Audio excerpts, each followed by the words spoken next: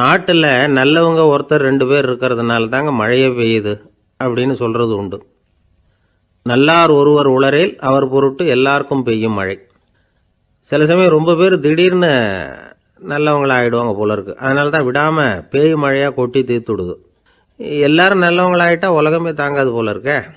அப்பப்போ ஒருத்தர் 2 பேர் நல்லவங்களாகணும். அப்போ தான் சீராக மழை பெய்யும். மாதத்துக்கு 3 பேர் நல்லவங்களானா மாதம் மும்மாரி பொழியும். இதெல்லாம் வேடிக்கை பேச்சு. இப்போ இதெல்லாம் ஒரு பக்கம் இருக்கட்டும். இப்போ விஷயத்துக்கு வருவோம். ஒரு கும்பலில் நல்லவன் யார் அப்படிங்கிறத எப்படி கண்டுபிடிக்கிறது? இதுக்கு ஒரு வேடிக்கை கதை உண்டு. என்னுடைய நண்பர் ஒருத்தருக்கு அவங்க பாட்டியம்மா சொன்ன கதையும் அது. அது என்ன கதைன்னா, ஒரு ஊரில் ஒரு சமயம் பலமான மழை பெய்ய ஆரம்பிச்சுட்டு தான். இடி மின்னல் ரொம்ப கடுமையாக இருந்திருக்குது.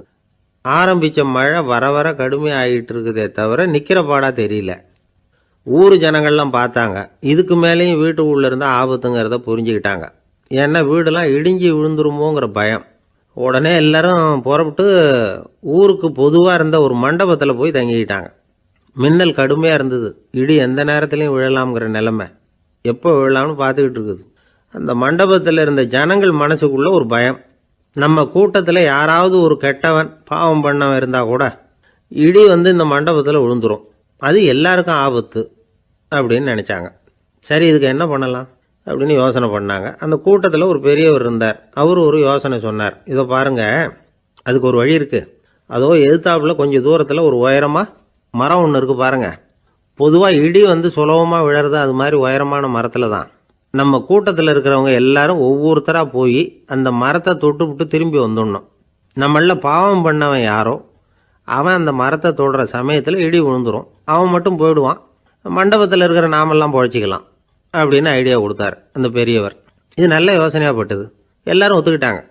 ஒவ்வொருத்தராக போய் அந்த மரத்தை தொட்டுவிட்டு திரும்பி வந்தாங்க. இடி எதுவும் விழலை. இன்னமும் பாவம் பண்ண ஆசாமி அதை போய் தொடலை போல இருக்கு அப்படின்னு நினச்சிக்கிட்டாங்க. ஒவ்வொருத்தராக போகிறாங்க. எல்லாரும் போய் தொட்டுவிட்டு வந்தாச்சு. இன்னும் ஒரே ஒரு ஆசாமி தான் பாக்கி.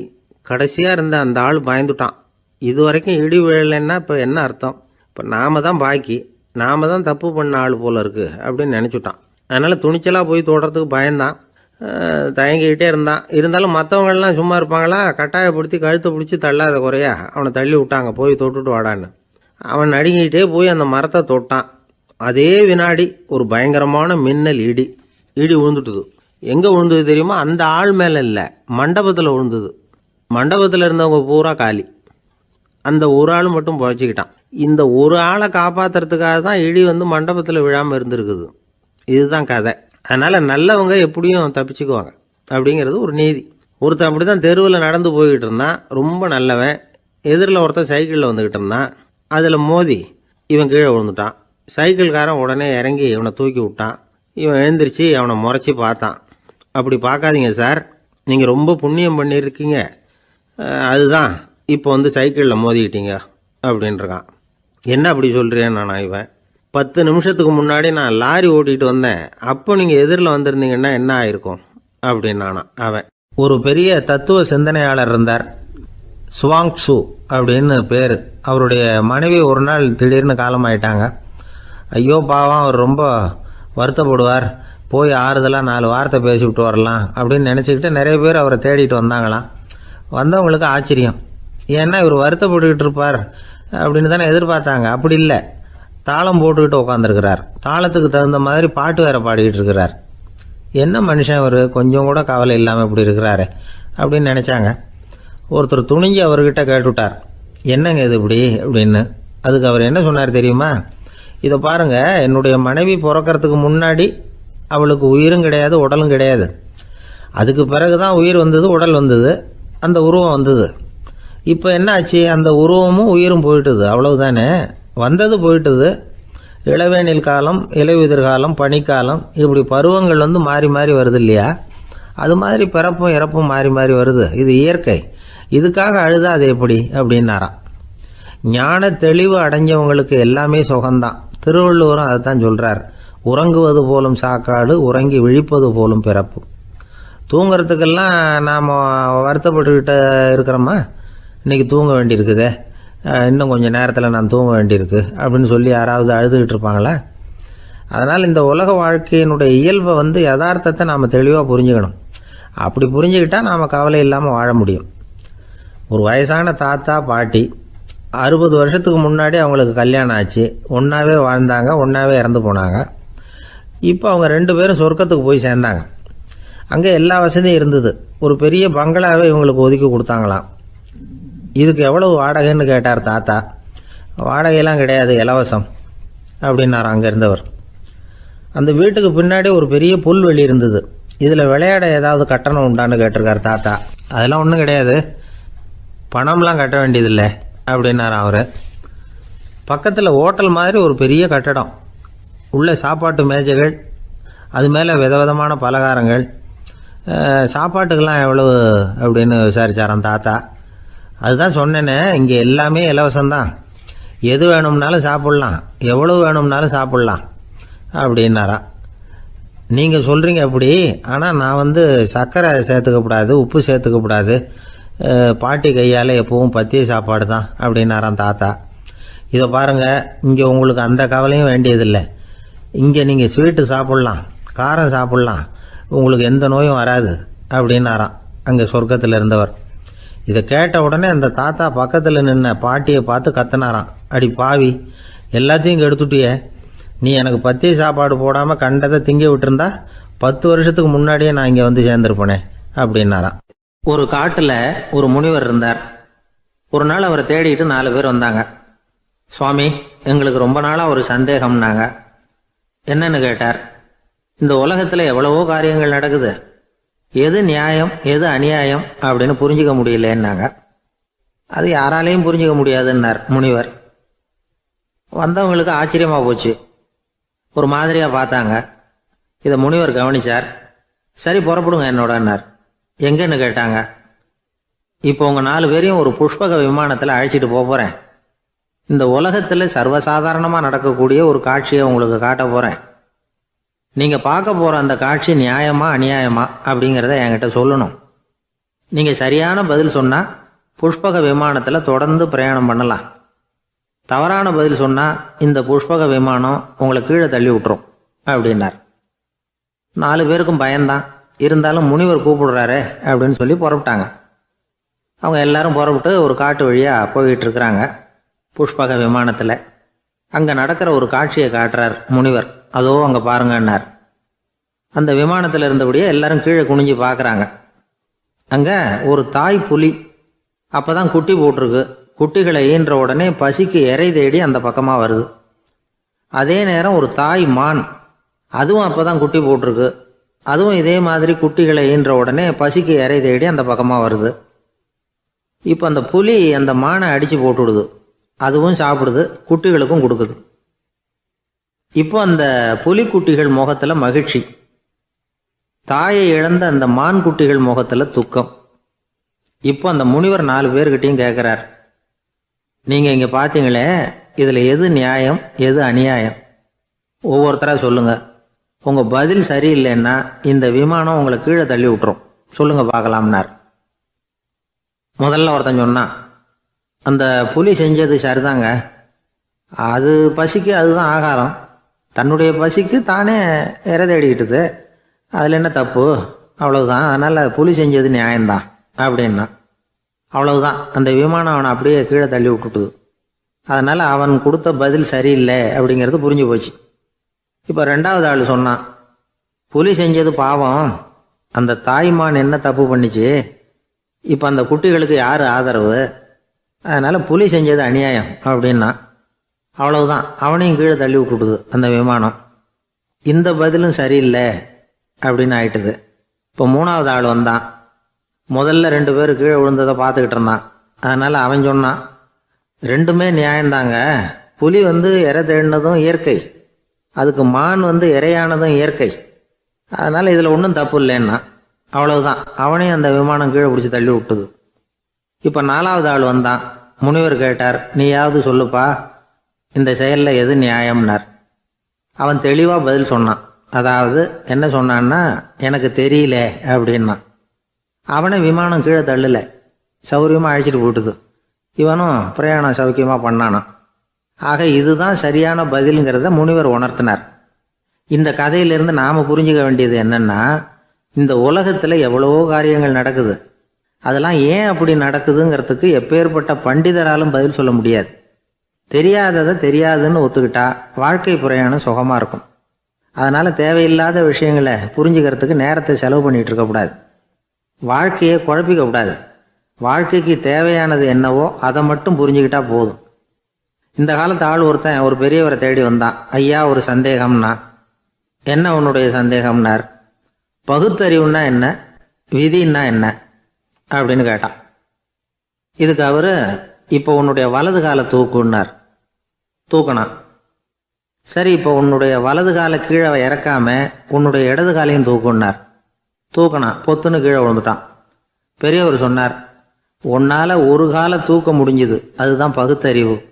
2 கால்களையும் ஒரே சமயத்தில் தூக்குனா அடிபடும், அப்படிங்கிறது தான் விதி அப்படின்னு விளக்கம் கொடுத்தார். இவன் தன்னுடைய விதியை நொந்துக்கிட்டே இடுப்பை பிடிச்சிக்கிட்டு அங்கேருந்து நடந்து போயிட்டானான். ஒரு ஊரில் ஒரு பெரியவர் இருந்தார். ஒரு நாள் அவரை தேடி ஒருத்தர் வந்தார். ஐயா, நான் கடவுளை பரிபூர்ணமாக நம்புகிறேன் அப்படின்னார். சரி, அந்த நம்பிக்கை உனக்கு எப்படி வந்ததுன்னு கேட்டார் இவர். அவர் சொல்ல ஆரம்பித்தார். ஐயா, எனக்கு கல்யாணம் ஆகி 10 வருஷம் ஆச்சு. ஆனாலும் குழந்தை பாக்கியம் இல்லை. அதுக்கு என்ன காரணமாக இருக்கும்னு நான் யோசனை பண்ணிகிட்டு இருந்தப்போ நண்பர் ஒருத்தர் ஒரு ஆலோசனை சொன்னார். உனக்கு மதப்பற்று இல்லை, எந்த கடவுளையுமே நம்ப மாட்டேங்கிற, அதுதான் காரணம். கடவுளை நம்பு, உனக்கு குழந்தை பாக்கியம் கிடைக்கும் அப்படின்னார். அவர் அப்படி சொன்னாரே தவிர எனக்கு சந்தேகம்தான். இருந்தாலும் அவர் சொன்னபடியும் நடந்து தான் பார்ப்போமே அப்படின்னு முடிவு பண்ணேன். கடவுளை நம்ப ஆரம்பித்தேன். அந்த வருஷமே அழகான ஆண் குழந்தை பிறந்தது. எல்லாம் இறைவன் அருள் அப்படின்னார். இவர் இப்படி சொன்னதை கேட்டதும் அந்த பெரியவர் சொன்னார், நீ சொல்கிறதெல்லாம் சரிதான். இருந்தாலும் இந்த காலத்தில் எந்த ஒரு காரியமாக இருந்தாலும் அதை சோதனை செஞ்சு பார்த்துட்டு தான் ஒரு முடிவுக்கு வந்து சேர முடியும். அறிவுபூர்வமான முடிவு அதுவாக தான் இருக்கும். அறிவியல் சோதனைகள் அப்படித்தான். ஒரு குறிப்பிட்ட விஷயத்தை பற்றி எத்தனை தடவை சோதனை பண்ணாலும் ஒரே முடிவு தான் கிடைக்கணும். அதுதான் சரியாக இருக்கும். அதனால் இப்போ மறுபடியும் ஒரு சோதனைன்னார். என்ன செய்யணும் அப்படின்னு கேட்டார் இவர். கடவுள்கிட்ட ஒரு பெண் குழந்தை வேணும்னு கேளு. முதல்ல ஆண் குழந்தையை கொடுத்தது மாதிரியே இப்போ ஒரு பெண் குழந்தையையும் கொடுக்குறாரா பார்க்கலாம் அப்படின்னார். சரின்னு சொல்லி இவர் அதே மாதிரி முயற்சி பண்ணினார். அதுக்கப்புறம் அவர் இந்த பெரியவர்கிட்ட வரவே இல்லை. கொஞ்ச காலம் கழித்து இவரே அவரை தேடிக்கிட்டு போய் கதவை தட்டினார். அவர் கதவை திறந்தார். என்ன ஆச்சு, கடவுள் கண் திறந்தாரா அப்படின்னு கேட்டார். அவர், அந்த சமாச்சாரம்லாம் நமக்கு வேணாம் சார். முதல் தடவை அது ஏதோ தற்செயலாக ஏற்பட்ட ஒரு சாதகம். இப்போ நீங்கள் 2வது தடவை சொன்ன பிறகு தினமும் கடவுளை வேண்டிக்கிட்டு தான் இருக்கிறேன், ஒன்றும் நடக்கலை அப்படின்னார் ரொம்ப விரக்தியாக. ஒரே ஒரு தோல்வியில் உங்கள் நம்பிக்கையெல்லாம் பறந்து போயிடுது பார்த்தீங்களா அப்படின்னார் அந்த பெரியவர். எல்லாம் நல்ல விதமாக நடக்கிற வரைக்கும் நம்பிக்கை, எதிர்பார்த்தது தோல்வியில் முடிஞ்சுட்டுதுன்னா அவநம்பிக்கை. மற்றவர்கள் பேரில் வைக்கிற நம்பிக்கை எந்த நேரத்திலையும் விவகாரமாகி விடக்கூடிய சாத்தியம் உண்டு. நாம் நம்பிக்கை வைக்க வேண்டியது நம்மகிட்ட தான். நமக்குள்ளே இருக்கிறார் கடவுள். எனவே நம்ம பேரில் நாம் வைக்கிற நம்பிக்கை தான் உண்மையான கடவுள் பக்தி. நிபந்தனையற்ற நம்பிக்கையாக அது இருக்கணும். எல்லாம் நல்லபடியாக நடந்துக்கிட்டு இருந்தால் எந்த முட்டாளுக்கும் நம்பிக்கை வரத்தான் செய்யும் அப்படிங்கிறது ஒரு பெரிய ஒரு கருத்து. தியானத்தின் மூலமாக தான் உனக்குள்ள ஆழமாக தோண்டுனா உன்னுடைய அடி ஆழத்தில் நம்பிக்கை வந்து அப்படி ஊற்றெடுக்கும், அதை பார்க்க முடியும் அப்படிங்கிறது பெரியவர்கள் சிந்தனை. ஒரு குழந்தை அப்பாவை பார்த்து என்னப்பா பண்ணுறேன்னு கேட்டுதான். பிரார்த்தனை பண்ணிகிட்டு இருக்கிறேன்னாராம் அப்பா. பிரார்த்தனை பண்ணுனா என்ன கிடைக்கும் அப்படின்னு கேட்டுதான் குழந்தை. எல்லாம் கிடைக்கும் அப்படின்னாராம் அப்பா. நீ வச்சிருக்கிறிய பேனா அது கூட கிடைக்குமான்னு கேட்டுதான் குழந்தை. கிடைக்குமேன்னு இருக்கார். அப்படின்னா அந்த பேனாவை என்கிட்ட கொடுத்துரு, நீ பிரார்த்தனை பண்ணி வேற பேனா வாங்கிக்கோ அப்படின்னு தான் அந்த குழந்தை. ஒரு வயசான பாட்டியின் தாத்தாவும் ஒரு பூங்காவில் உட்காந்து பேசிக்கிட்டு இருக்கிறாங்க. அவங்களுக்கு கல்யாணம் ஆகி 53 வருஷம் ஆச்சு. பிள்ளைங்கள்லாம் படித்து பெரிய பெரிய வேலையில் இருக்கிறாங்க. பேரன் பேத்திகளும் நல்ல நிலைமையில் இருக்கிறாங்க. இந்த தாத்தாவும் பாட்டியும் சிரித்து பேசிக்கிட்டு இருந்ததை ஒரு பெரியவர் பார்த்தார். அவருக்கு ஆச்சரியமாக இருந்தது. இந்த வயசுலேயும் இவ்வளவு அந்யோன்யமாக இவங்க பேசிக்கிட்டு இருக்கிறாங்களே அப்படின்னு நினச்சார். சரி, நேரிலேயே கேட்டுருவோமே அப்படின்னு நினச்சிக்கிட்டு கிட்ட போனார். உங்கள் மன வாழ்க்கையின் வெற்றிக்கான ரகசியம் என்ன அப்படின்னு கேட்டார். இதை கேட்டதும் அந்த தாத்தா சிரிச்சுக்கிட்டே பாட்டியை பார்த்தாராம். அதுக்கப்புறம் சொன்னாராம், நான் இந்த அம்மாவை கல்யாணம் பண்ணிக்கிட்டதுக்கும் எங்களுடைய இல்வாழ்க்கை இவ்வளவு நாளாக பலம் குறையாமல் மகிழ்ச்சியாக இருக்கிறதுக்கும் காரணம் ஒன்று தான்.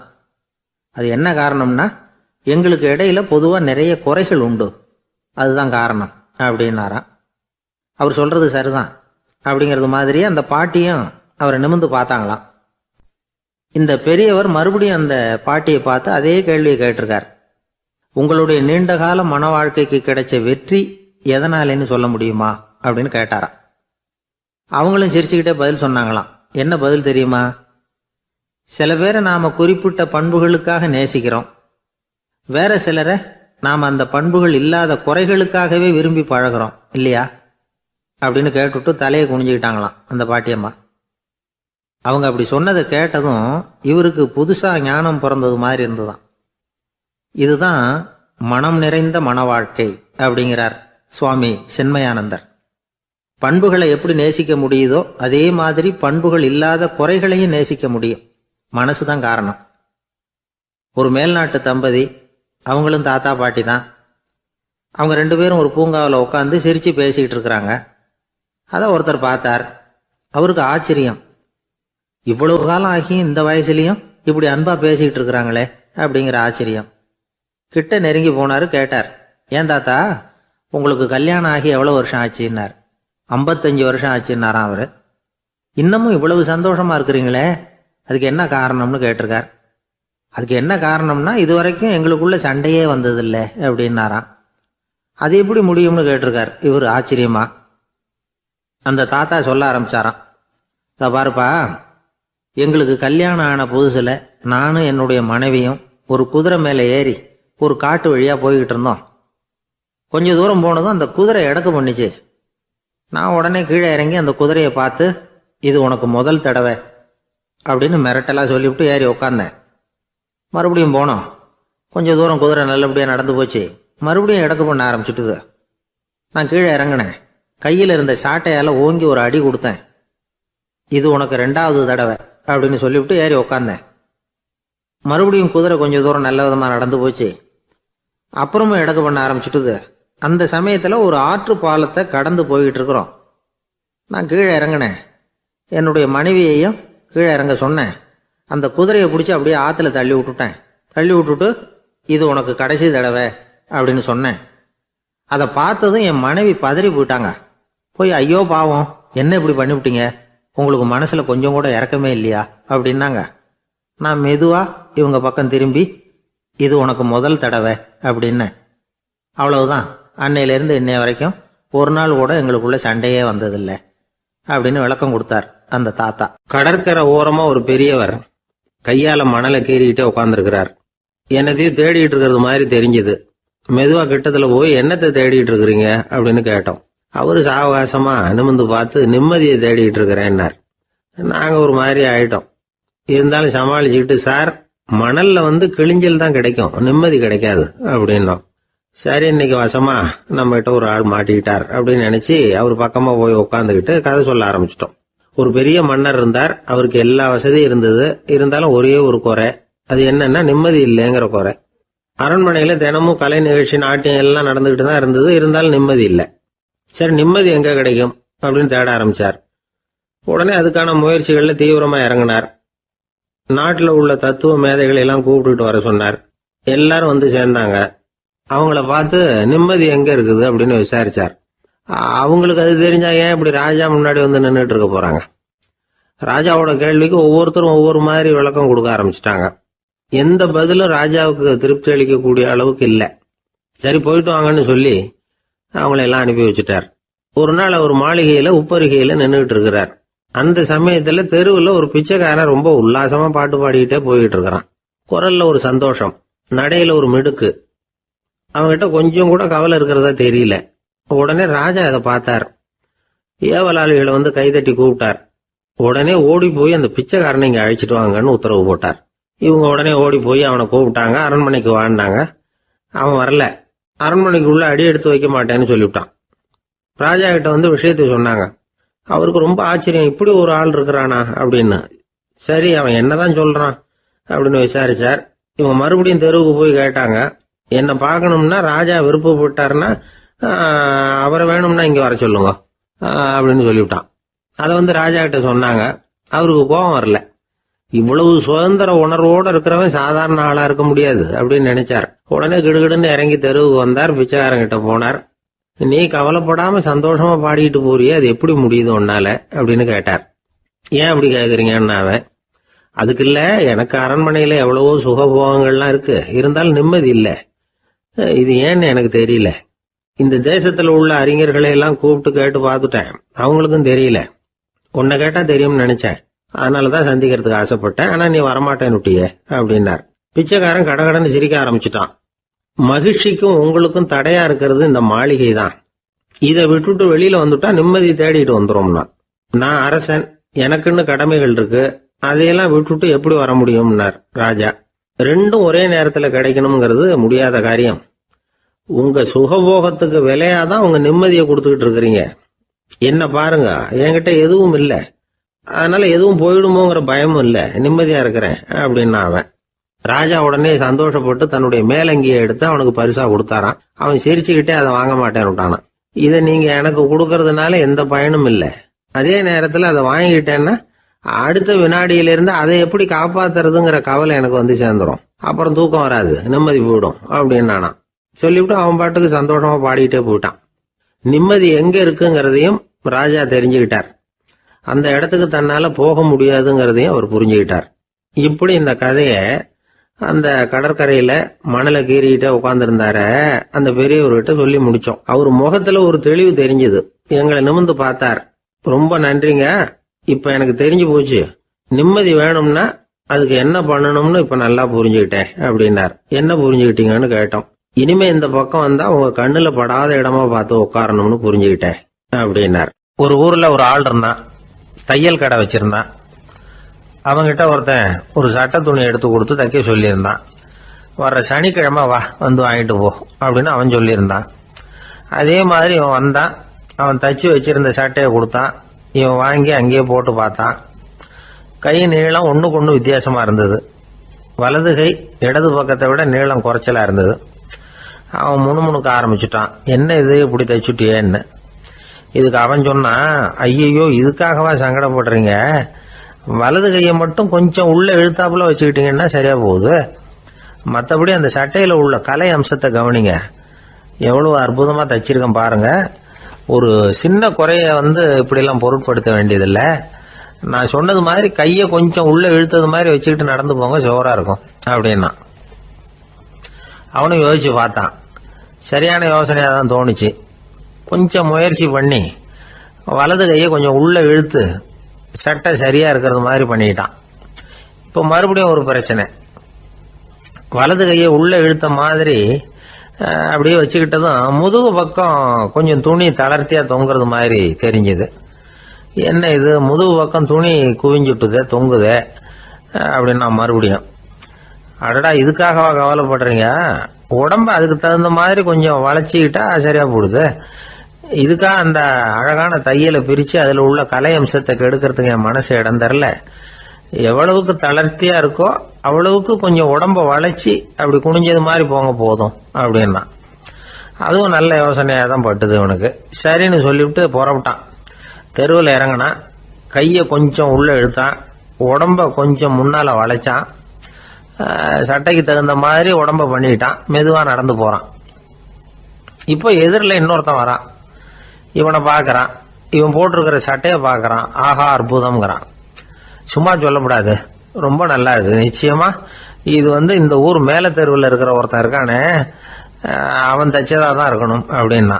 இதை கேட்டதும் அவனுக்கு ஆச்சரியம், எப்படி அவ்வளவு கரெக்டா கண்டுபிடிச்சிங்க அப்படின்னு கேட்டிருக்கான். இதுக்கு அந்த வழிபோகன்னு சொன்னானா, அவன் ரொம்ப கெட்டிக்காரன், உங்களை மாதிரி உடம்பும் கையும் வளைஞ்சு போன ஒரு ஆசாமிக்கு அவனை தவிர வேற யாராலேயும் இவ்வளவு பொருத்தமான ஒரு சட்டையை தைக்க முடியாது அப்படின்னானா. பாருங்க, அவனுக்காக இவன் அனுசரிக்க போய் இவனோட நிலைமை எப்படி ஆயிடுது பாருங்க. இதே மாதிரி தான் சில சடங்குகளும் சம்பிரதாயங்களும் நம்மளை கோமாளி ஆக்கி விட்டுரும்.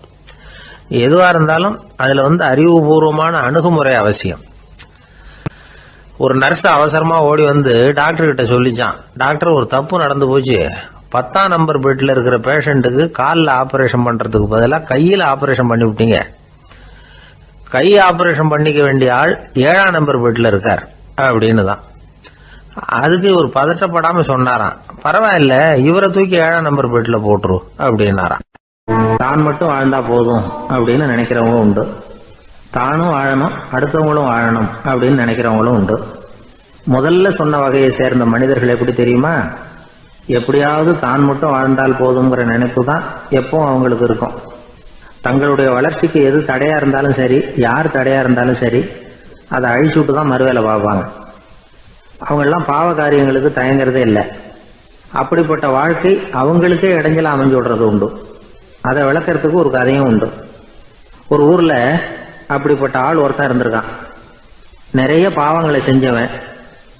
அதன் காரணமா நரகப்படுகொழியில விழுந்துட்டான். நரகப்படுகொழிங்கிறது ஒரு பெரிய கிணறு மாதிரி. ஏற்கனவே பாவம் செஞ்சவங்க நிறைய பேர் அதில் விழுந்து கிடக்குறாங்க. உள்ள ஏகப்பட்ட சத்தம், எல்லாம் அந்த பாவாத்மாக்கள் போடுற சத்தம். இப்போ விழுந்தானே, இவனும் சத்தம் போட்டான்.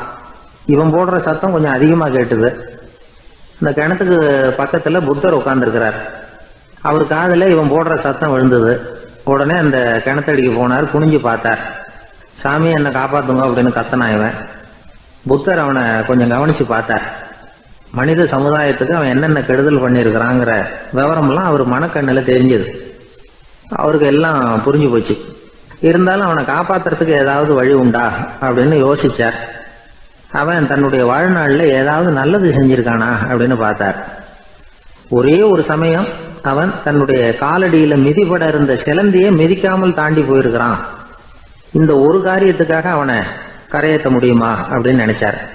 அவ்வளவுதான். உடனே அவர் கையில ஒரு சிலந்தி வந்து உட்கார்ந்துதான்.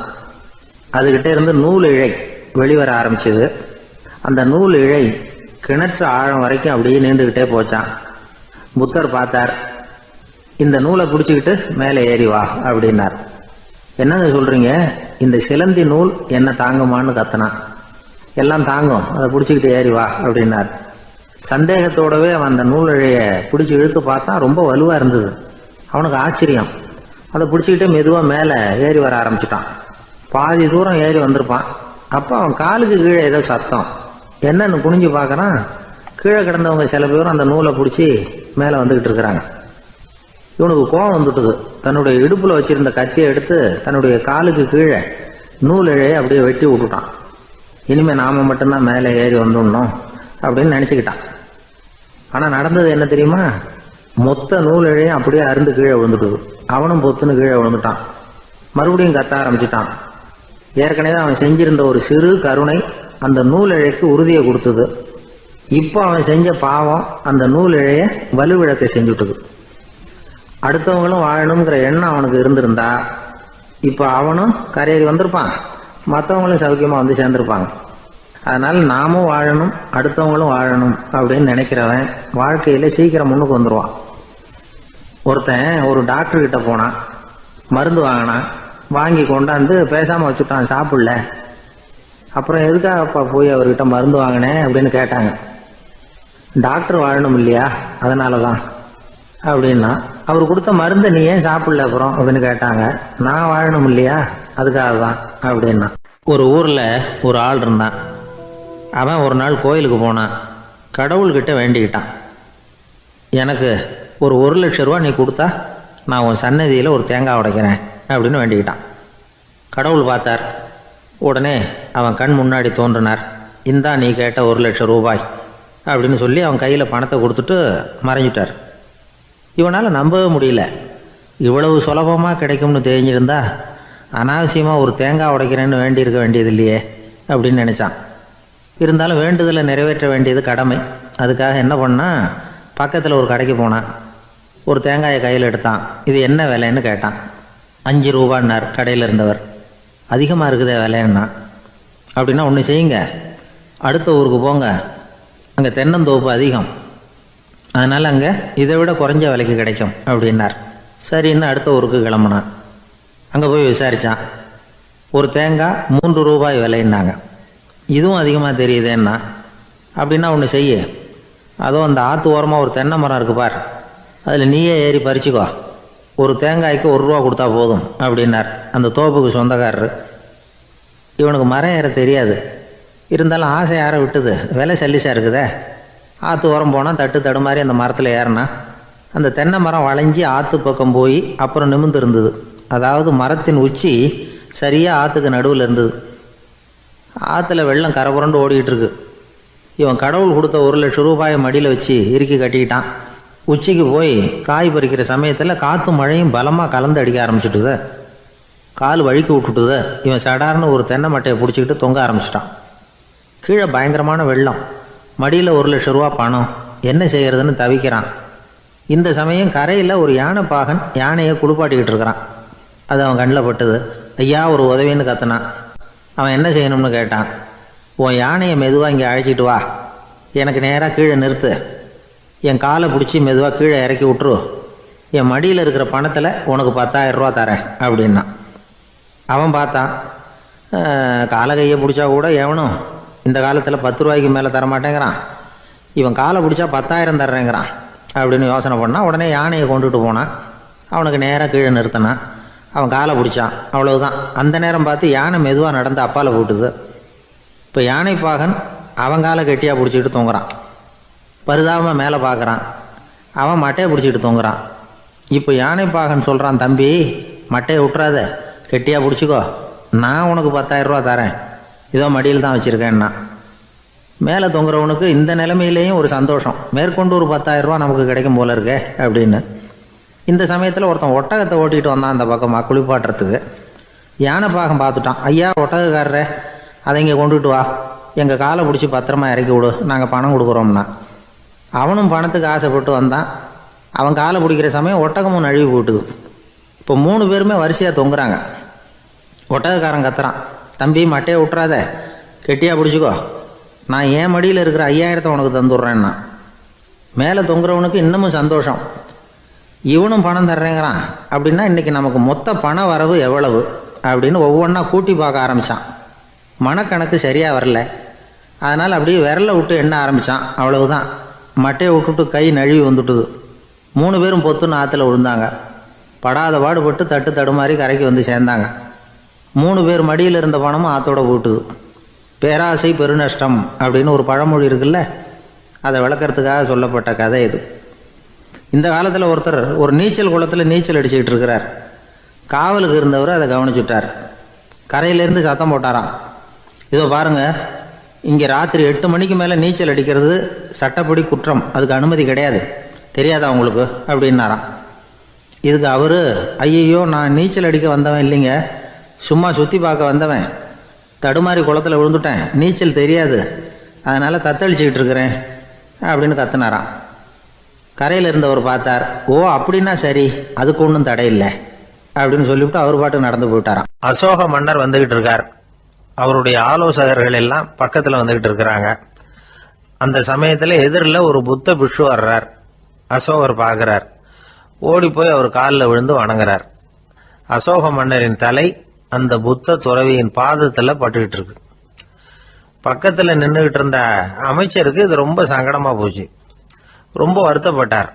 நம்ம அசோக சக்கரவர்த்தி எப்பேற்பட்டவர், அவரோட தலை ஒரு சன்னியாசியின் பாதத்தில் படுறதா அப்படின்னு நினைச்சு ரொம்ப கவலைப்பட்டார். அரண்மனைக்கு திரும்பினதும் அமைச்சர் மெதுவாக ஆரம்பிச்சார். அரசே, எனக்கு ரொம்ப வருத்தமா இருக்குது அப்படின்னார். எதுக்குன்னார் மன்னர்.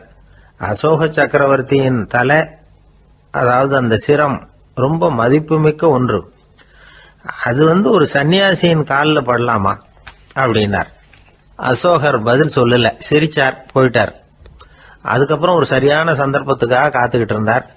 ஒரு நாள் அமைச்சரை கூப்பிட்டார். எனக்கு 3 தலைகள் வேணும் அப்படின்னார். சொல்லுங்க, கொண்டுகிட்டு வரேன் அப்படின்னார் அமைச்சர். அசோகர் சொன்னார், முதல்ல எனக்கு தேவையானது ஒரு ஆட்டின் தலை, 2வது ஒரு புலியின் தலை, 3வது ஒரு மனிதனின் தலை. இதுதான் அசோகர் கேட்டது. எங்க இருந்தாலும் கொண்டு வாங்கன்னார். அமைச்சர் புறப்பட்டார். ஆட்டுத்தலை புலித்தலை கிடைச்சிட்டுது. அப்புறமா ஒரு சுடுகாட்டுக்கு போய் ஒரு மனித தலையும் சேகரம் பண்ணிட்டு ராஜா கிட்ட வந்துட்டார். அரசே, உங்கள் ஆணைப்படி 3 தலைகளையும் கொண்டு வந்திருக்கிறேன்னார். அசோகர் பார்த்தார். ரொம்ப நல்லது, இப்ப இது 3ஐயும் எடுத்துக்கிட்டு போய் சந்தையில வித்துட்டு வாங்க அப்படின்னார். அமைச்சர் அதுகளை எடுத்துக்கிட்டு சந்தைக்கு போனார். முதல்ல ஆட்டுத்தலை நல்ல விலைக்கு வித்து போச்சு. நல்ல விலை கொடுத்து வாங்கிட்டு போட்டாங்க. அடுத்தபடியா புலி தலைய ஒருத்தர் வாங்கிட்டார். அதை பாடம் பண்ணி வீட்டில் மாட்டி வைக்கலாமே அப்படின்னு நினைச்சு அதையும் வாங்கிட்டு போட்டார். மனித தலையை மட்டும் வாங்கறதுக்கு யாரும் முன் வரல. எல்லாரும் அதை பார்த்துட்டு விலகி போக ஆரம்பிச்சாங்க. அமைச்சர் திரும்பி வந்தார். அரசே, இந்த தலையை மட்டும் யாரும் வாங்க மாட்டேங்கிறாங்க அப்படின்னார். சரி, பரவாயில்ல, இதை இலவசமாவே எனாமாவே யாருக்கிட்டையாவது கொடுத்துட்டு வந்துருங்க அப்படின்னார். அமைச்சர் மறுபடியும் சந்தைக்கு போனார்.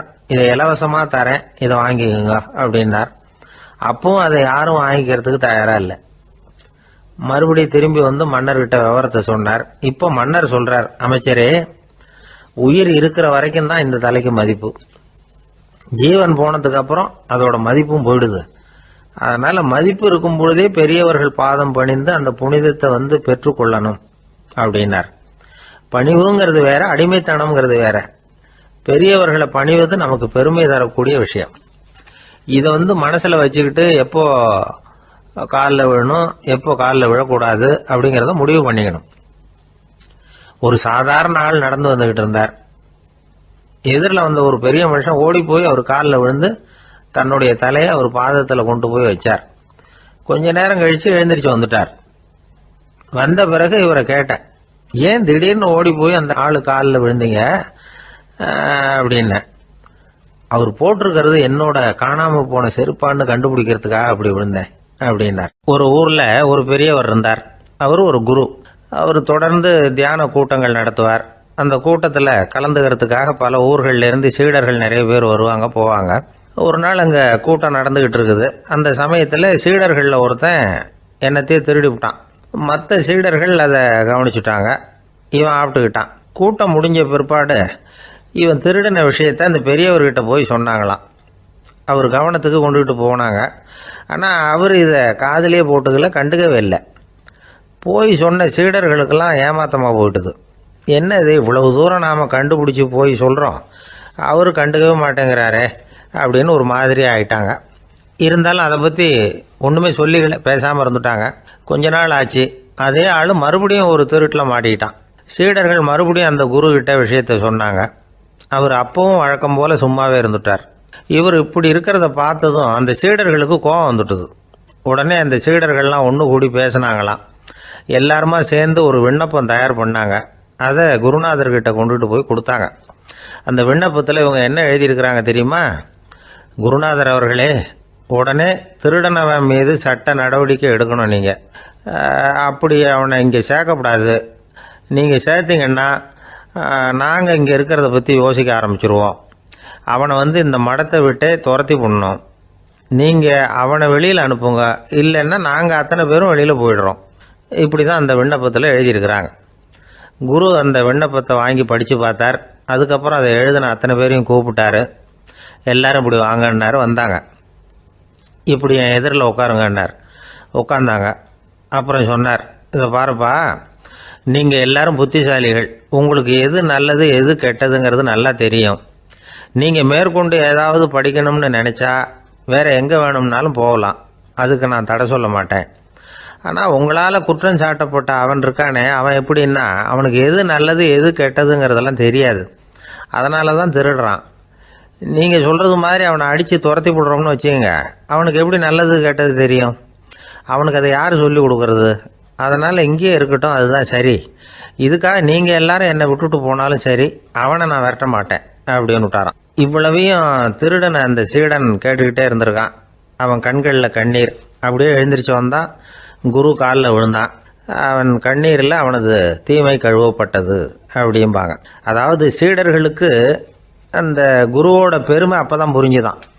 ஒரு நல்ல ஆசிரியர் இருக்காருன்னு வச்சுங்க, நல்லா படிக்கிற பையனுக்கு தான் பாடம் சொல்லி கொடுப்பேன்னா அது என்ன பெரிய விஷயமா? மோசமாக படிக்கிறவனையும் மாற்றி காட்டுறேங்கிறது தான் பெருமை. இந்த காலத்து குரு ஒருத்தர் ஒரு ஆசிரமம் வச்சு நடத்திட்டு வந்தார். நிறைய பேர் தினம் வருவாங்க போவாங்க. ஒரு நாள் ஒருத்தன் வந்தான். அந்த குரு முன்னாடி போய் நின்னான். ஐயா, என்ன உங்கள் சீடனா ஏற்றுக்கணும்னா. அந்த குரு நிமிர்ந்து பார்த்தார். உன்னுடைய நோக்கம் என்னன்னு கேட்டார். ஐயா, உங்ககிட்ட கொஞ்ச நாள் இருந்தேன்னா நல்ல பழக்க வழக்கங்களை கற்றுக்கலாம், அதுக்கப்புறம் வெளியில் போய் ஒரு நல்ல தொழில் தொடங்கி வாழ்க்கையில் முன்னுக்கு வரணுங்கிறது தான் என்னோட நோக்கம் அப்படின்னா. நீ சொல்கிறது சரி, ஆனால் உன்னால் இங்கே நல்ல பழக்க வழக்கங்களை கற்றுக்க முடியலேன்னு வச்சுக்கோ, அப்போ என்ன பண்ணுவேன் அப்படின்னு கேட்டார் அவர். அப்படி ஆச்சுன்னா என்ன, உங்களை மாதிரியே ஒரு ஆசிரமம் ஆரம்பித்து அதுக்கு குருவாக இருந்துட்டு போகிறேன் அப்படின்னு நானும். ஒருத்தன் வேகமாக ஓடி வந்தான். ஏப்பா அப்படி தலை தெறிக்க ஓடி வர்றேன்னு கேட்டேன். பின்னாடி துரத்திக்கிட்டு வருது சார் அப்படின்னா. ஏதாவது நாய் துரத்திக்கிட்டு வருது போல இருக்கு அப்படின்னு நினச்சி அவனுக்கு பின்னாடி பார்க்குறேன். கண்ணுக்கு எட்டின தூரம் வரைக்கும் எதுவுமே தெரியல. ஏன்பா எதுவும் ஒன்றை துரத்துறது மாதிரி தெரியலையே என்ன? நல்லா பாருங்கள் சார் அப்படின்னா. பார்த்துட்டு தான் சொல்கிறேன் என்ன. இதோ பாருங்கள் சார், இதுதான் என்னை துரத்துது அப்படின்னு அவன் காட்டுறான். அவன் சுட்டி காட்டின இடத்துல பார்த்தா அங்கே அவனுடைய நிழல் தான் தெரியுது. என்னப்பா சொல்கிற அப்படின்னு சொல்லி அவனை சந்தேகமாக பார்த்தேன். அதுக்கப்புறம் தான் அவன் விவரமாக பேசினான். சார், எனக்கு என் நிழலை கண்டா பிடிக்கிறதில்ல. எப்போ பார்த்தாலும் இது என்னையே பின்தொடர்ந்து வந்துக்கிட்டு இருக்குது. இதை என்னால் சகிக்கவே முடியல. இதை என்கிட்டேருந்து பிரிக்கிறதுக்கு எவ்வளவோ முயற்சிகள்லாம் பண்ணி பார்த்துட்டேன், முடியலன்னா. அப்படி என்னென்ன முயற்சிகள் பண்ணினேன் அப்படின்னு கேட்டேன். அவன் என்னென்ன செஞ்சாங்கிறத விவரமாக சொன்னான். அவன் என்ன பண்ணியிருக்கிறான், ஒரு பெரிய குழியை தோண்டி அதில் தன்னுடைய நிழலை புதைச்சிருவோம் அப்படின்னு முடிவு பண்ணிட்டு மண்வெட்டி எடுத்துக்கிட்டு தோட்டத்து பக்கம் போயிருக்கான். ஆழமாக ஒரு குழியை தோண்டியிருக்கான். குனிஞ்சு பார்க்குறான். அந்த குழிக்குள்ளே தன்னுடைய நிழல் தெரியுது. ஆஹா, இதுதான் சமயம், நிழல் இப்போ குழிக்குள்ளே இருக்குது, மண்ணை போட்டு மூடி விடலாம் அப்படின்னு நினச்சிக்கிட்டு கொஞ்சம் மண்ணை அள்ளி போட்டான். பார்த்தா இப்போ அந்த நிழல் அந்த மண்ணுக்கு மேலே வந்து நிற்கிது. இது ஏதுடா வம்பா போச்சு அப்படின்னு அவசரமாக மண்ணை வாரி போட்டு மூடி பார்க்குறான். குழி பூராவும் மூடி விட்டு பார்க்குறான். மறுபடியும் நிழல் மேலே வந்து உட்காந்துக்கிட்டு இருக்குது. சரி, இதை குழியில் புதைக்க முடியாது அப்படின்னு முடிவு பண்ணிட்டு இதை இங்கேயே இப்படியே விட்டுட்டு ஒரே ஓட்டமாக ஓடி போடுவோம் அப்படின்னு நினச்சி எடுத்தான் ஓட்டம். அது காலை நேரம். இவன் மேற்க நோக்கி ஓடிக்கிட்டு இருக்கிறான். ஓடி ஓடி பார்க்குறான், நிழல் இவனை விட வேகமாக இவனுக்கு முன்னாடி ஓடிக்கிட்டு இருக்கு. சரி, திரும்பி ஓடி பார்ப்போம் அப்படின்னு நினச்சிக்கிட்டு அப்படியே சடார்னு திரும்பி ஓட ஆரம்பித்தான். பார்த்தான், அப்பாடா நிழலை காணலை. கொஞ்சம் தூரம் ஓடி ஒரு இடத்துல நின்று அப்படியே சாவகாசமாக திரும்பி பார்க்குறான். பின்னாடி நின்றுக்கிட்டு இருக்குது நிழல். இப்படி ஓடி வந்து தான் இங்கே நம்ம முன்னாடி நின்று தன்னுடைய அவஸ்தையை சொல்லிகிட்டு இருக்கிறான். இந்த நிழலை துரத்துறது அல்லது வெட்டி விடுறது, இதுக்கு ஏதாவது வழி இருக்கா சொல்லுங்கள் சார் அப்படிங்கிறான். நமக்கு ஒன்றும் புரியல. அந்த நேரம் பார்த்து ஒரு பெரியவர் வந்தார். அவர்கிட்ட யோசனை கேட்டோம், என்ன செய்யலாம்னு. அவர் சொன்னார், இந்த பாருப்பா, நீ அங்கேயும் எங்கேயும் ஓடாத, அப்படியே கீழே படுத்துக்கொண்டார். அது நல்ல உச்சி வேலை. அவன் அப்படியே கீழே படுத்துக்கிட்டான். இப்போ அப்படி இப்படின்னு திரும்பி பார்க்குறான், நிழலை காணலை. அவன் இப்போ தான் நிம்மதியாக இருந்தான். இப்போ அந்த பெரியவர் சொன்னார், எல்லா மனிதர்களுமே இப்படி தான் ஓடிட்டு இருக்கிறாங்க. நான் எனது அப்படிங்கிற ஆணவம் தான் அவங்கள துரத்திக்கிட்டு இருக்கு. அதை விட்டுட்டு ஓடணும்னு நினச்சாலும் அது முன்னாடி வந்து நிற்கிது. பரம்பொருளை நோக்கி ஓடுறப்போ இந்த ஆணவம் பின்னாடி வந்து விடுது. பரிபூர்ண சரணாகதிங்கிற நிலையில் அது முழுசுமாக மறைஞ்சு விடுது. தன்னை உணர்கிற வேலை அது. அந்த நேரம் மனிதனுக்கு விடுதலை உணர்வு ஏற்படுகிற நேரம் அது. அப்படிப்பட்ட சுதந்திர மனிதர்களாக எல்லாரும் மாறி போயிட்டாங்கன்னா இந்த உலகமே இன்பமயம் அப்படின்னு ஒரு விளக்கம் கொடுத்தார் பெரியவர். நம்மால் ஒருத்தர் வேகமாக ஓடி வந்துக்கிட்டு இருந்தான். ஏன்டா அப்படி ஓடி வர்ற அப்படின்னு கேட்டார் எதிரில் வந்தவர். ஆசை துரத்துது, அதுதான் ஓடி வர்றேன்னா. உனக்கு என்ன ஆசைன்னு கேட்டார். எனக்கு ஒன்றும் ஆசை இல்லைங்க, என்னை எப்படியாவது பிடிச்சுடணும்னு போலீஸ்காரங்களுக்கு ஆசை. அந்த ஆசை இப்போ என்னை துரத்தி பின்னாடி வந்துக்கிட்டு இருக்குது. அதுதான் தப்பிச்சு வந்துக்கிட்டு இருக்கிறேன். குறுக்க நிற்காதீங்க சார், வழியை விடுங்க அப்படின்னு சொல்லிவிட்டு வேகமாக ஓடி மறைஞ்சான். ஜப்பானில் உள்ள ஒரு புத்த விகாரை. அங்கே ஒரு வயசான பௌத்த குரு தங்கியிருக்கிறார். ஒரு நாள் ராத்திரி கடுமையான குளிர். அவரால் தாங்க முடியல. பார்த்தார், மரத்தில் செஞ்ச புத்த சிற்பங்கள் அங்கே நிறைய இருந்தது. அதில் ஒன்றை எடுத்து அதுக்கு தீ மூட்டி அந்த நெருப்பில் குளிர் காஞ்சிக்கிட்டு இருக்கிறார். மர சிற்பம் தீ வச்சதும் படபடன்னு வெடிக்க ஆரம்பிச்சுட்டுது. அந்த சத்தத்தை கேட்டதும் அந்த புத்த விகாரையின் குருக்கள் வெளியில் ஓடி வந்தார். இவர் ஆனந்தமாக குளிர் காஞ்சிக்கிட்டு இருக்கிறார். அவரால் பொறுத்துக்க முடியல. தெருவில் தெரிஞ்சுக்கிட்டு இருந்த அந்த பெரியவரை இங்கே தங்க அனுமதித்ததே அவர் தான். இவர் இப்படி பண்ணுறாருன்னு நினச்சிக்கிட்டே அவரை கோபமாக பார்த்தார்.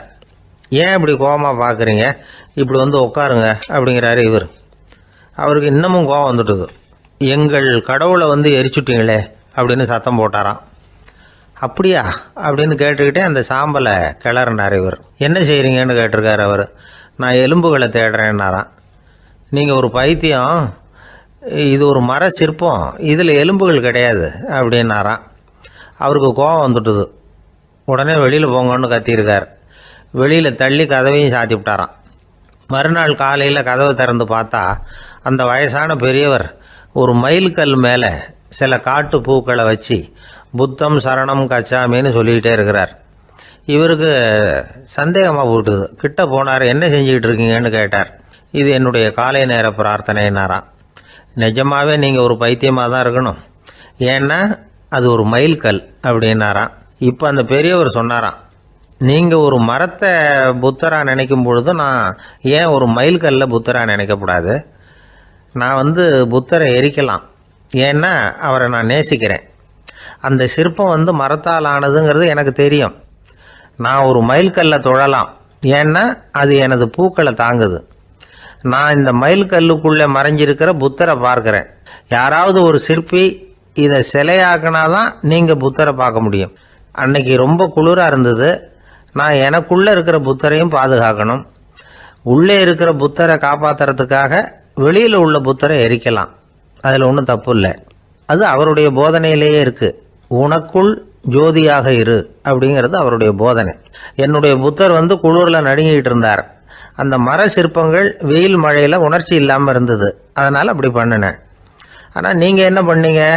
நான் ஒரு மர புத்தரை எரிச்சதுக்காக உயிருள்ள புத்தரை வெளியில் தள்ளி கதவை சாத்தினீங்க அப்படின்னாராம் அந்த பெரியவர். உண்மையான பக்திங்கிறது இதுதான். அதாவது உனக்குள் ஜோதியாக இரு அப்படின்னு புத்தர் சொன்னார் இல்லையா, அது மாதிரி தனக்குள் ஜோதியாக இருக்கிற இந்த காலத்து ஆசாமிகள் நிறைய பேர் உண்டு. எப்பவும் போதையிலேயே இருக்கிறவங்க. ஒரு நாள் நடு ராத்திரி ஒரு மது கடையில் ஒரு ஆள் அங்குள்ள சிப்பந்திகள் கிட்ட கேட்டுக்கிட்டு இருக்கிறான். மறுபடியும் இந்த கடை எப்போ திறப்பாங்கன்னு கேட்டானா. நாளைக்கு காலையில் 8 மணிக்கு திறப்பாங்க அப்படின்னு நானும் அங்கே இருந்த ஆள். அவன் திருப்பி திருப்பி அதையே கேட்டுக்கிட்டு இருக்கான். இவனுக்கு பதில் சொல்லி சொல்லி அழுத்து போச்சு.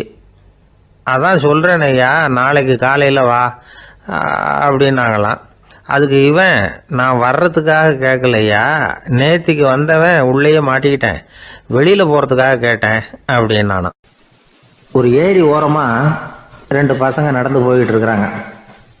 அதில் ஒருத்தன் பணக்கார வீட்டு பையன், இன்னொருத்தன் ஏழை. இவங்க 2 பேரும் போய்கிட்டு இருக்கிறாங்க. வழியில் ஒரு இடத்துல ஒரு ஜோடி செருப்பு இவங்க கண்ணில் படுது. ஒரு விவசாயி அந்த செருப்பை அங்கே விட்டுட்டு பக்கத்தில் இருந்த ஏரியில் கை காலை கழுவிட்டு இருக்கிறார். உடனே அந்த பணக்கார பையனுக்கு ஒரு ஐடியா. அவன் சொன்னானா, டேய், இப்போ ஒரு வேடிக்கை செய்யலாம். அந்த செருப்பு 2ஐயும் தூக்கி எட்டத்தில் வீசி எரிஞ்சிருவோம். அந்த ஆள் பார்த்துட்டு செருப்பை தேடி அல்லாடுவான், அங்கேயும் இங்கேயும் ஓடுவான், திரு திருன்னு முழிப்பான். அதை பார்த்து நாம் ரசிக்கலாம், நல்ல தமாஷா இருக்கும் அப்படின்னு இருக்கான். இப்படி சொல்லிவிட்டு அந்த செருப்புகளை தூக்கத்துக்கு போனானா. கொஞ்சம் பொறு அப்படின்னானா அந்த ஏழை பையன். ஏன்னு கேட்டிருக்கான் அவன். இப்போ அந்த ஏழை பையன் சொன்னானா, நீ சொல்கிறது ஒன்றும் வேடிக்கை கிடையாது. உன்னோட செருப்பு தொலைஞ்சா உன் அப்பா உடனே உனக்கு வேறு செருப்பு வாங்கி கொடுத்துருவார். ஆனால் அந்த ஆளுக்கு இந்த செருப்பு தொலைஞ்சதுன்னா வேறு புதுசாக வாங்கிறதுக்கு வாயையும் வயத்தையும் கட்டி பணத்தை சேர்க்க வேண்டியிருக்கும். அதனால் நான் ஒரு வேடிக்கை சொல்கிறேன், அது மாதிரி செய், அது இன்னமும் தமாஷா இருக்கும் அப்படின்னு நானா. எப்படி அது சொல்லுன்றான் அவன். செருப்பு 2ம் அது இருக்கிற இடத்துலையே இருக்கட்டும். உன் சட்டை பையிலிருந்து ஒரே ஒரு ரூபாய் நாணயத்தை எடு. அதை அந்த செருப்பு மேலே அதோட குதிகால் பகுதியில் வச்சுட்டு நாம் 2 பேரும் அந்த மரத்துக்கு பின்னாடி ஓடி போய் மறைஞ்சு நின்றுக்குவோம். அப்புறம் பாரு வேடிக்கையே அப்படின்னா. அதே மாதிரி ₹1 காசு செருப்பு மேலே வச்சுட்டு இவங்க 2 பேரும் மறைஞ்சு நின்றுக்கிட்டாங்க. கொஞ்ச நேரத்தில் அந்த விவசாயி வந்தார். காலில் உள்ள மண்ணை தட்டிவிட்டு செருப்பை மாட்டுறதுக்காக போனார். அங்கேருந்து காசு கண்ணில் போட்டுவிட்டுது. அவருக்கு ஆச்சரியமாக போச்சு. அதை கையில் எடுத்து பார்க்குறார். 4 பக்கமும் திரும்பி திரும்பி பார்க்குறார், யார் இதை வச்சுருப்பான்னு. கடைசியில் ஆகாயத்தை பார்க்குறார். ஆண்டவா, இது உன்னோட கருணை தான். நீ தான் யாரோ புண்ணியவான் மனசில் தர்மம் பண்ணுற எண்ணத்தை உண்டாக்கி இருக்கிற. அந்த புண்ணியவான் நல்லா இருக்கணும் அப்படின்னு வாழ்த்தி அந்த காசை கண்ணில் ஊற்றிக்கிட்டாராம். மறைஞ்சிருந்து பார்த்துக்கிட்டு இருந்த ஏழை பையன் இப்படி சொன்னான், பாத்தியா, உன்னை புண்ணியவான்னு வாழ்த்தி விட்டு போகிறார் அந்த ஆள். அவருக்கும் சந்தோஷம், அதை பார்த்து நமக்கும் சந்தோஷம். உனக்கு ₹1 ஒரு பெரிய விஷயம் இல்லை, ஆனால் அதனால் நமக்கு கிடைச்சிருக்கிற மகிழ்ச்சி ரொம்ப உயர்வானது அப்படின்னு நானும். வேடிக்கையும் கிண்டலும் இது மாதிரி அடுத்தவங்களுக்கு இடைஞ்சலாக இல்லாமல் இருக்கணும் அப்படிங்கிறார் கலைவாணர். ஆனால் பாருங்கள், அவருக்கே இடைஞ்சலாக வர்ற விஷயங்களை கூட அவர் வேடிக்கையாக தான் எடுத்துக்கிட்டாராம். ஒரு தடவை ஒருத்தர் கலைவாணர்கிட்ட ஐயா, என் குழந்தை செத்து போச்சு அப்படின்னு சொல்லி அழுதாராம். உடனே இவர் அவருக்கு 100 ரூபா பணத்தை கொடுத்து இந்தாங்க அடக்கம் செய்யுங்க அப்படின்னு சொல்லி அனுப்பி வச்சாராம். 1 வருஷம் கழிச்சு மறுபடியும் அதே ஆள் வந்திருக்கார். இவர் மறந்துருப்பாருங்கிற நினைப்புல அண்ணே என் குழந்தை இறந்து போச்சுண்ணே அப்படின்னாராம். இவர் மறுபடியும் 100 ரூபா கொடுத்து ஆறுதல் சொல்லி அனுப்பி வச்சாராம். 7-8 மாதம் கழிச்சு மறுபடியும் அதே ஆள் வந்திருக்கார். அவர் வாயை திறக்கிறதுக்கு முன்னாடியே இவர் 100 ரூபாய் அவர் கையில் வச்சு, போன 2 தடவை தான் குழந்தை செத்து போச்சு, இந்த தடவையாவது அதை சாகாமல் காப்பாற்றி விடு அப்படின்னு சொல்லி அனுப்பி வச்சாராம். அதுக்கப்புறம் அந்த ஆள் வர்றதே இல்லையா. எனக்கு தெரிஞ்ச ஒருத்தர் இருக்கார். அவர் ஒரு பெரிய காவல்துறை அதிகாரி, ரொம்ப கண்டிப்பானவர். அவரை கண்டாவே எல்லாரும் பயப்படுவாங்க. அப்படிப்பட்டவர் வீட்டுக்கு போனால் அப்படியே அடியோடு மாறிடுவார். அங்கே போய் பார்த்தீங்கன்னா குழந்தைகளோட குழந்தையா அவர் விளையாடிக்கிட்டு இருப்பார். அலுவலக சமயத்தில் பார்த்தீங்கன்னா குதிரை முதுகில் அவர் உட்காந்துருப்பார். வீட்டில் பார்த்தீங்கன்னா அவர் முதுகில் குழந்தை உட்காந்துருக்கும். அவர் குதிரை மாதிரி போயிட்டு இருப்பார். இது எப்படிங்க முடியுது உங்களால் அப்படின்னு கேட்டாங்க. அது ஒன்றும் இல்லை, இங்கே வீட்டுக்கு வந்த உடனே என்னோட மனசை தனியாக எடுத்து வச்சிருவேன் அப்படின்னார். அது என்னங்க உங்கள் சட்டப்பயிலியாக இருக்குது மனசு, அது தனியாக எடுத்து வைக்கிறதுக்கு அப்படின்னு கேட்டாங்க. அப்படி இல்லைங்க, இது ஒரு பயிற்சி, மனப்பயிற்சி, அவ்வளவுதான் அப்படின்னார். இப்படி சமயம் பார்த்து மனசை தனியாக வச்சுவிட தெரிஞ்சவங்க வாழ்க்கையில் எப்பவும் உற்சாகமாக இருப்பாங்க அப்படிங்கிறது பெரியவங்க கருத்து. ஒரு டாக்டர் ஆஸ்பத்திரியில் இருக்கிற வரைக்கும் டாக்டராக இருக்கலாம். அவர் மனைவிகிட்டையும் அவர் டாக்டராக இருக்க வேண்டிய அவசியம் இல்லை. ஒரு வக்கீல் கோர்ட்டில் இருக்கிற வரைக்கும் வக்கீலாக இருக்கலாம். வீட்டுக்கு வந்ததுக்கு அப்புறமும் வக்கீலாக இருக்க வேண்டிய அவசியம் கிடையாது. வீட்டில் குழந்தைகள்கிட்ட விளையாடும் பொழுதும் அதுகள்கிட்ட ஃபீஸு கேட்டுக்கிட்டு இருக்கக்கூடாது. நாம் எப்படி இருக்கணும்னு பெரியவங்க சொல்கிறாங்கன்னா, மனசோட சேரக்கூடாதான். அப்படி சேராமல் வாழ்க்கையை கவனிக்கணுமா. மனசை அப்படியே தனியாக எடுத்து பக்கத்தில் வச்சுடணும். அப்படின்னா அதை அப்படியே தூக்கி எறிஞ்சுடு அப்படின்னு அர்த்தம் இல்லை. ஏன்னா மனசுங்கிறது நமக்கு உபயோகப்படக்கூடிய ஒன்று தான். எப்போ எப்போ அது தேவையோ அப்பப்போ எடுத்து உபயோகப்படுத்திக்கணும். தேவைப்படுறப்போ எடுத்து கண்ணாடியை மாட்டிக்கிறோம்ல, படிக்கும் பொழுது கண்ணாடி தேவைப்படுது, எடுத்து மாட்டிக்கிறோம் இல்லையா. அது மாதிரி கணக்கு போடுறதுக்கு மனசு தேவை. கடைக்கு போய் ஒரு பொருள் வாங்குகிறோம், காசு கொடுக்குறோம், மீதி சில்லறை சரியாக இருக்கா அப்படின்னு எண்ணி பார்த்து வாங்க வேண்டியிருக்கு. அந்த சமயத்தில் மனசை எடுத்து தனியாக வச்சுட்டேன் அப்படின்னு சொல்லிட்டு இருக்கக்கூடாது. பரீட்சைக்கு படிக்க வேண்டியிருக்குது, படித்ததையெல்லாம் அப்படியே நினைவில் வச்சுக்க வேண்டியிருக்கு. அந்த சமயத்தில் மனசை தூக்கி எறிஞ்சுட்டேன் சார் அப்படின்னு சொல்லிட்டு இருக்கக்கூடாது. அப்படி சொன்னால் பரீட்சை நம்மளை தூக்கி எறிஞ்சிடும். அதனால் தேவைப்படுறப்போ மனசை உபயோகப்படுத்தணும், தேவையில்லாதப்போ அதை தனியாக ஓய்வு எடுத்துக்க விட்டுடணும். இப்படி நாம் பழக்கப்படுத்திக்கிட்டா வாழ்க்கைங்கிறது நமக்கு புதுசாக தெரியுமா. மனசுக்கும் ஒரு சக்தி கிடைக்கும். எந்திரங்களுக்கு ஓய்வு கொடுக்குற மாதிரி மனசுக்கும் ஓய்வு கொடுக்கணும், இல்லைன்னா அது களைச்சி போயிடும். குழந்தைகள் மனசை சுமந்துக்கிட்டு இருக்கிறது இல்லை. இது முதியவர்கள் குழந்தைகள்கிட்ட